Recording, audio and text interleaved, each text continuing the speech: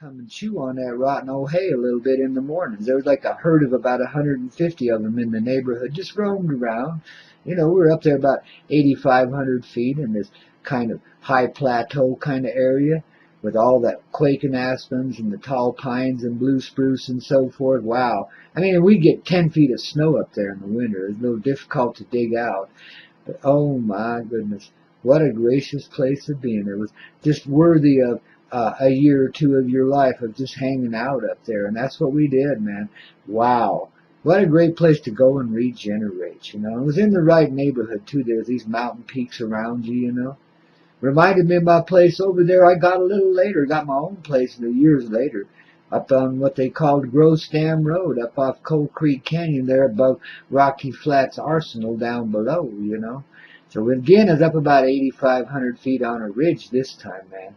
And I could look out my tiny little window and see the Indian peaks, these beautiful tall red peaks sticking up above the atmosphere there, babies. Oh, wow. What an incredible place to be in. You know, and it was like, it had mice all over the place, and it smelled of wolf urine, because upstairs lived like 24 or more wolf hybrids that this lady that I rented from was in the business of rescuing, but wow, having difficulties in keeping them. So I helped her as much as I could. But boy, that place was magic, I'll tell you. It's just down the road from this lake that was made by the Gross Dam. It's a drinking water lake, so you're not supposed to swim in it, but people do, you know. Wow. And it's a great little skinny dipping hole down there halfway around the shore. You have to hike down about a half a mile to get to it, but it's a worthy journey. And wow, those waters are so refreshing, man. You just can't imagine diving into these crystal clear, pristine mountain waters. And it's not as cold as you might think. It's probably in the 40s. It's not like those 38, 36-degree creeks that run so cold year-round. This is a little hotter temperature because it sits a little bit, you know. So you can stand to be in it for a while, and gosh, it's just so pleasant.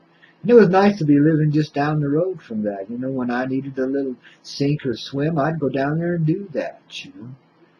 But the wolves were the magic there, man, I tell you. Wow. We'd just sit there.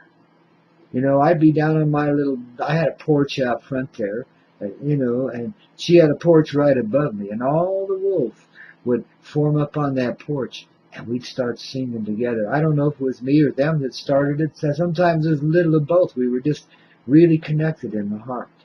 You know, I guess it's because of my coyote energy, I suppose. But babies, we could sing for hours together, and we would, too. Along with the lady that ran the place, man. It was quite the symphony. Beautiful in its expression. Just so harmonious. Reminded me of life and why I loved it so much. Then I cross-correlate that with the experience I had way back there in the late 70s when the wolf came to me as I had my truck parked up near Donner Cemetery, a place called Nyack. I've told this story before. How the wolf howled me right out of my sleeper. Came and howled right underneath my sleeper 3 times. And then off into the distance, howling back at me several times. And I knew the wolf energy and I had connected. So it came back in my life again, and now it's here in my life again. I got a buddy that has a hybrid dog that's just as cool as a cucumber, that at one time, you know, somebody was a little upset with my current behavior. You know, I'd had to run somebody off, and it wasn't pleasant. You know, it happens sometimes. And this person was very disgruntled at the moment, so they decided they would just off me, you know. And apparently they were right outside, you know, getting a bead on me with their big old rifle, you know, at one point. And I just happened to be talking to a friend of mine from North Carolina on the telephone, and she happens to be a little bit psychically aware and inclined, to put it mildly. And she says, jump back. And I did it immediately. I didn't even think about it. I said, what's up, you know? She says, there's somebody got a beat on you, you know, you're about to. And then I heard Wolf, this dog, out there, make one little sound, kind of like a ruff, you know, and man, I heard somebody go crashing through the brush and running away. So I reckon old Wolf had showed up out of nowhere. He belongs to somebody else, not my dog, but that person just happened to be in their neighborhood at that time, and that wolf just happened to be there at that time to scare this person away. And after that, of course, they lost that inclination because they were just in a temporary moment of insanity. The speed that they were doing was messing with their mind some, you know what I mean? They didn't mean it, and I knew it. But of course, I didn't associate with the person for a while. It was really interesting. I could tell where he was by the sound of the dogs barking going down the hill. He must have parked his little rig way down there and walked back up about a mile to get to my backyard to be able to pull a bead on me like that. Geez, the things some people will do. But you know, you got to understand human behavior, especially when they're influenced by, you know, some of these stronger narcotics can be quite erratic, you know, and thoughts and ideas that most persons would just dismiss away and not employ, all of a sudden in them becomes a preeminent thought. That's where such violence comes from, you know, the more vile tendencies come forward when you're in a weakened state like that. Though others can do the same thing and not become so. It's amazing. We all just live at different energetic vibes, you know, what I call a frequency. So sometimes, you know, what you get in your vibe if you participate in a certain substance may not be the same as what somebody else does. You know, your experience is cross-comparative because we are in it together. But at the same time, it's uniquely personal. And it's really amazing how that can influence you. That's why I had to run the person off in the first place. They became quite disagreeable and you couldn't keep them around, you know. Just completely unreasonable, of course, you know, and I dealt with this before, so I nipped it in the bud, you know, because I don't let it get to those killing stages. I was amazed that this one developed that way. I didn't think it would. But thank God for my friends, and thank God for Wolf. The energy of love in persona of a four-legged, beautiful, furry, fun little creature. You notice how the creatures now are coming forward and reassociating themselves with humanity in ways they haven't done before. And that's why you're seeing a lot of wolf hybrids. A lot of people don't know what they're getting into, and boy, they get in over their head, and then rescues have to pop up to take the dogs because nobody can handle them. They don't know what they're doing. A wild animal takes an extreme amount of patience and understanding when it's bred into dog form. It's still wild, and you still have to deal with it on a wild basis. For babies, it's not always easy, so don't go running out and buying yourself a wolf cub just because you think it's cool. Be ready for the experience. Prepare yourself. Associate with folks that already have them. Learn the ropes. At least get an idea of what you're going to go through with this animal. But notice that they are coming closer. The wild animals, the domestic animals, it doesn't seem to matter. It's across the board. All life seems to be getting a little closer, a little more conscious of one another, and making their presence known more often. Perhaps we can bring this settling, perhaps we can bring this peace into this earth by allowing ourselves to re-experience these connections with the animal kingdom, to know the true noble souls that exist amongst us in animal ways, in animal forms. Babies, there's some incredibly integritous beings and souls residing amongst us as horses and wolves, little coyotes too. You know, I can't go without mentioning my brothers and sisters here now, can we? No. And you'll notice when you have a connection, like with a tribe or a certain breed of animal, that animal will appear quite often in your life. I see eagles and hawks in my life all the time, and I see coyotes quite frequently. They come sing to me, come sing with me sometimes. You know, they're always there in the poetic moments, too, when things are changing and turning. The coyotes are always there to add their 2 cents worth, their energy, to reveal to me yet another dynamic of how we all work together in this program called life. It's an awesome and an amazing experience, you know, and your connections with animals, wolves, and coyotes can only help increase your awareness of the ever-increasing harmony that goes on here. The amazing divine intelligence that creates all the synchronicity by which all life lives, including us, however blindly we may have been doing it in the past. We ain't so blind any longer now, are we? Wow. Hey, it's storytelling time here, man. I've been rattling them off pretty quick, haven't I? Yeah. But I gotta tell you one more about my friend Mary, baby. She was like a lady I met. I told you about that little experience I had when I worked for a psychic hotline for a little bit. What a wild experience that was. But my friend Mary and I, we kind of bonded there. We kind of became real buddies. And we'd go chapesing every now and then. We'd go partying on the hill down in Boulder, things like that. I took her up to the lake there one time, down the road from my house there. God, talk about an experience. Now, it wasn't like anything, it was just us getting up there and experiencing the divine sun, the divine water. Oh, I tell you, there was a union with the water energy that day that went on in both of us. That left us both giggling and acting like kids because it so lightened us. But between that and the combination of that and the sun, what a magic moment. We get together with folks for lots of different reasons. And, we share with them in lots of different ways. Energies come that we didn't even know we had. We become consciously aware of them. And babies, then the old programming kicks in. You got to deal with that too. But babies, wow, those moments. Sometimes just sitting and holding a hand and looking out on the water and feeling the sun burning its way into your bones. Not in a mean way, a soft way. And feeling the life all around you begin to glow and radiate because it feels so vibrating so high in frequency. These mountains called the Rockies, I've seen them in their natural state. They glitter and glow with crystalline energy. Rainbow light, rainbow love, based in gold, of course, because that's the basis of all life, that gold. And it becomes the rainbow myriad of life as it's refracted through the creation. Yeah. And humans are at the source of that again, I pointed out to you. And this little experience that Mary and I had on the edge of that lake, wow. Babies, it's quite empowering. It's when you begin to realize the true dynamic of love and how, wow, it needs to be experienced and expressed in all of its forms, from the simplest to the most dynamic, from the, quietest to the noisiest, funnest making love you ever did, that kind of stuff. All areas, all sections of the rainbow need to be covered by the realm of our experience, and so we do. That's what I mean when I call us love bunnies. We really don't know limitations. And as we come to know ourselves, we'll see beyond all the limitations we've created for ourselves, including this one, whatever it is we're dealing with now.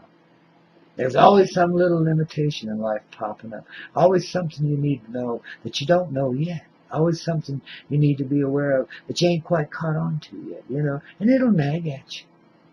Till you start having one of those moments, one of those magic moments. Mostly they're by yourself. I used to love, and I still do when I can, getting off in the mountains by myself. I had a craggy little place up there above Boulder that turned out to be one of my favorite haunts for doing. I could go up there and sit for 2 or 3 days and just commune with nature and the sky and God inside of yourself, etc. And just be there in that communicative state. And just let these energies flow. I'm a vessel. I'm a vehicle for energy, for life. And it flows through me into earth and from earth back into sky, etc. It's like, wow. And in moments like those, you're empowering yourself to become who you are. You're giving yourself the connection with the divine that you really need to experience in order to come back into full presence and know yourself and know your heart. That's why I so highly advocate the wilderness and mountainous areas for a moment of time to further facilitate your rehabilitation. As primitive as you can make it, as primitive as you can stand it. Me, I won't do without a really good sleeping bag because I know that's a necessity of life in the wilderness. Outside of that, I really don't have much requirements. I know how to stay alive out there if I have to. And I used to teach others survival skills too, what plants to eat, how to commune with nature and find what you need and just let it come to you rather than go out hunting it, things like that. We used to go through the course quite naturally. It wasn't really a course. I never sold anything. I just did this by nature. People would happen into my life and I would know they needed certain things, and I just go and help share it with them and show it to them. I had that little ranch. I wanted to make that into a guest ranch and do that very thing with people, for a small donation. Somehow or another, we never quite got that together, but we wound up doing it anyway, just not for money, just for the love of it, because people would show up there from nowhere, from everywhere, all across the earth. We got the strangest mix back there in the mountains for this remote area. Wow. And these people would become fast friends in a heartbeat, in a moment, you know. And before you knew it, they'd be sitting down smoking the peace pipe. And boy, it was a unique peace pipe, let me tell you. It looked like some male's piece, indeed. And just about everybody that would come there would smoke on that pipe. It was a ceremonial thing. It was an initiation into coyote world, let me tell you. But we'd wind up taking these people down to the creek skinny dipping and up into the mountains on the horses, and showing them, the love, the light, the reality of creation, and how best to fit into it when you find yourself stranded in the mountains or whatever, how to stay alive, how to be that life and glow with it. And of course, as you're sharing this with others, you're sharing it with yourself too. It's enlightening on both sides. Not something really you could sell or market, so probably why I never quite got it together. But babies, it's just always fun to be in the sun, under the sun, out there in paradise. And I could hardly believe that I would ever leave such a place. I thought I would live in that paradise. I'm talking about my old ranch there forever. I didn't think I'd ever have to depart from it. I was so homed into that place, and it was so homed into me. Wow. Gracious experience everywhere there. It was just so empowering. But when the time came to leave, I was well worn, but I still tricked myself into it. I had to. No other way I could have left there, So I gave myself an excuse to leave, and I told myself I'd only be gone for a few days. But all of my friends and family out there, my spirit family in human form, they knew. I'd tell them I was going to Boulder for a few days, and they knew. They knew it'd be a while before they'd see me again.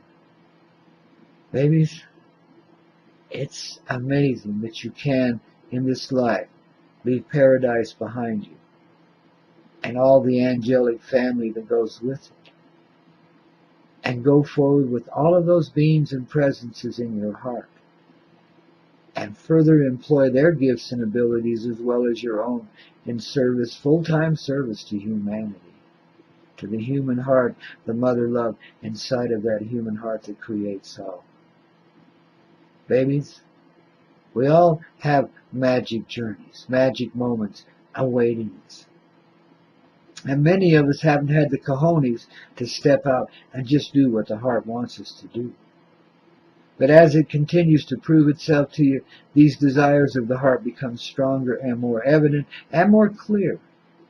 And you will make the moves necessary to preserve your soul into the fullness of freedom, of heart, consciousness, conscious awareness. In other words, you'll make the moves necessary to get yourself right in this reality.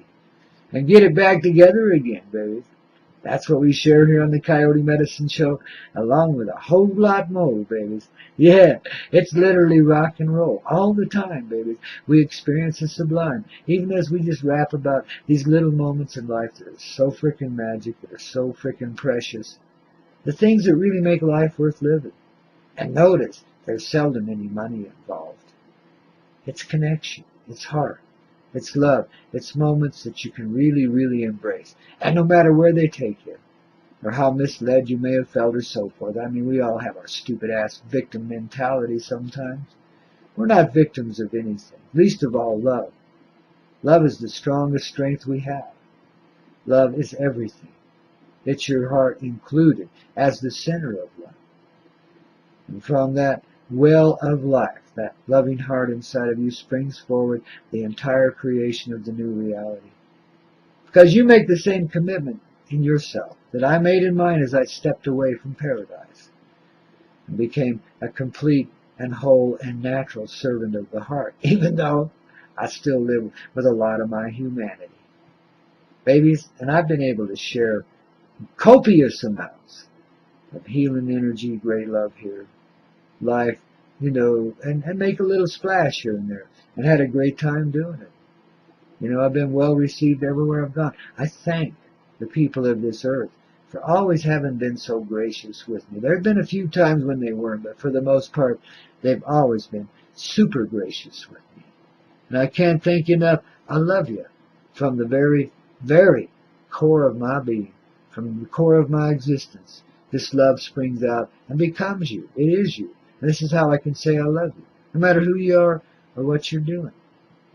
You're one of us, the real people, people of the heart, keepers of the dream, beginners of the grander experience, allowers of the sweet love of life. Gateways, in other words, people who open hearts all across this planet. People who live in the greatest, most humble of love, the most righteous of beings ever there were to exist anywhere. Yeah, and you thought yourself to be so human, and you are. Embrace that part of yourself too. It's part of what makes you perfect, man. The weaknesses are your greatest strengths. You come to see this real quickly and how that works. You don't have to indulge the weakness to experience its strength. It just tells you something. It just points you in a certain direction. Weaknesses weren't exactly meant to be overcome. They were meant to be experienced so you know what you were lacking and able to fulfill that. Look in the right direction, in other words. It always points you in the right direction. It always sights your eyes along the line of what you need to see, but you've got to be open enough to see it. Can't be looking at it with droopy eyelids early in the morning before you've had your coffee and expect to find it. Don't work. Got to be on your toes there. I got to have them eyeballs open. Got to be living in that heart. And it brings back to you the sweetest of life, the greatest of love, and the sweetest loving moments you can imagine in any life you'd ever care to live. Darlings, that's our truth and our reality. That's what we're designing for ourselves in this moment in time. And I don't care what's going on in your life and how difficult it may seem at the moment. Be in this space and you'll see it work out quick. You'll find the means. You'll find the words to say, the right words to write, whatever. You will make the right moves. Because your heart wants you to be out of that crap. Wants you distracted no more. Wants you back in your heart so that you can come forward and be the love that you are in fullness. That energy is finally welcome here on earth now. Whereas before, you knew it wasn't and you had to hide it away. This time, babies, as you come out to play, put the idea of any sacrifice or any, harm that might come to you away. It ain't going to happen. Not this time. Not this way. We're alive in it because we need to be. Right now, right here. And we're doing it because that's our journey. We live from the heart. We are loving beings and presences. We're coming to know our power in this love. And we're changing the way everything operates, and we're not taking shit from anyone, and we're not slowing down for nothing. Time keeps speeding up. We do too, baby. We roll with it. The love surfers, the surfers of the great love. You betcha, babies. We rock right along with it and roll with our soul and gather with the heart, babies, and get our strength from the real love inside of ourselves that we come to realize as we continue this awakening process. Wowee! Babies, this is a good life. And this is the Coyote Medicine Show, sharing that good life with you right here on the Hazy Radio Network. Your ticket to flight in the middle of the night. And babies, wow! Wait till you see what happens in the daylight. Check back in here at 4 p.m. this afternoon Eastern Time and see what else the old Coyote's up to. You get 8 hours a day of Coyote Medicine right here on the Hazy Radio Network, the lovin'est network around, babies. Ooh, can you beat it? Wow.